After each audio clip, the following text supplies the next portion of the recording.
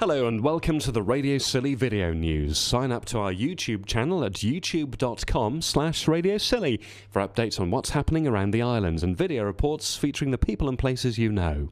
Our video report is brought to you in association with Truro and Penwith College. Read about courses and opportunities online and watch the building of the new Penwith campus at truro-penwith.ac.uk. Sign up to the Scilly Lottery and you've a 1 in 2,000 chance of winning £1,000. You can play if you live on the mainland. It helps keep Radio Scilly on air and funds good causes around the islands. Read more at scillylottery.com. The Scilly Lottery, thecillylottery.com. So you're going to need to raise, as we know from Tresca and Bry, quite a bit of money to do this.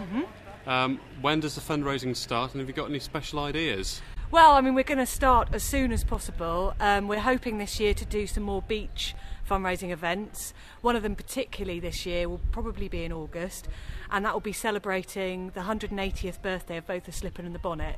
So we'll probably be having a band down there, barbecue, very similar to the beach event we had last year, and that was really good for our fundraising efforts, and we'll hope to do that again on hopefully a very sunny day. That's a lot of work fundraising for a new gig. You've got gigs to upkeep already. Yep. So why have you decided this needs to be done? Well, like I said before, it's just to support the club, to keep juniors interested and to just facilitate movement of the club into the future. You know, it's great to see all our old boats out there, and we wouldn't wish it any other way, but it just means that we'll have that competition edge and be able to get out there and compete. And was it a no-brainer to choose Peter Martin? Oh, absolutely. You know, you've got to give the business to the local boat builder, and he's just built a fantastic new gig for Briar. He's in the middle of doing renovations on the Sarika, and yeah, I wouldn't have it any other way. Any suggestions on a name? Not yet, no. I think it's something that we will look at as we get nearer the time. And is this all in line with being more competitive against mainland crew? Absolutely, yes, and I mean it will be available for inter-island races as well, but mainly when we have the competitive boats included, because domestic races tend to be the older boats that we use. What's going to happen with the Islander? We don't know as yet. I mean, obviously she's for sale at the moment, but we'll just wait and see there. Why do you feel as if it's time to pass her on?